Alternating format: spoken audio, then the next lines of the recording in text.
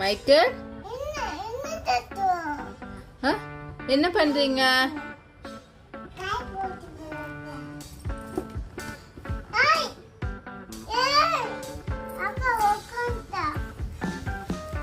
Miss நீ என்ன பண்றீங்க?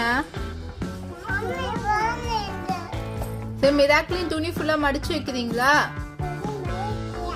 கரெக்டா மடிங்க.